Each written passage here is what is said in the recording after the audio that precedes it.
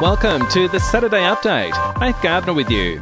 The federal government has released its plan to achieve net zero emissions. It suggests by 2050 we'll be $2,000 better off. The value of coal exports will halve, 100,000 jobs will be created, and there's a reliance on new technology.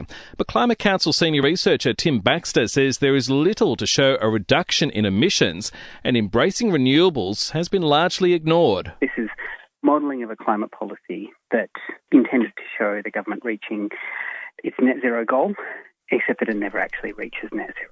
Meanwhile, it's likely the COP26 summit in Glasgow could run over time as negotiators continue efforts to reach an agreement on tackling emissions. The summit was due to wrap up today.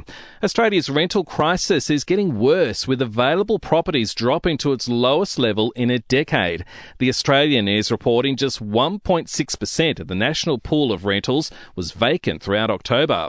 A second man has been charged over the fatal hit run in Melbourne's southeast this week. The 30-year-old is facing 14 charges, including culpable driving causing death and failing to stop after an accident. Over 50,000 people in New South Wales are delaying their second COVID vaccines. And we're being urged to buy some silly socks or a Big Mac for McHappy Day, with money raised going to Ronald McDonald House. McHappy Day ambassador Eva Longoria says they do important work for so many families. As a mom, I can't imagine going through something like this, and I can't imagine not having a support system around me in a moment like this. To sport now, ahead of the T20 World Cup final between the Aussies and New Zealand. It's been revealed every team in the tournament that has batted second under lights has won.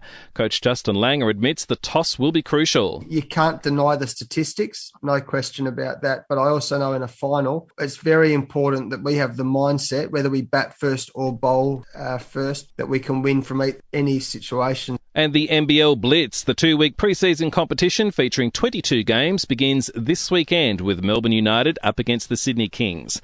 To entertainment news now, Taylor Swift is trending worldwide after the re-released version of her hit album Red. That's drawn praise from the French government to even the Teletubbies.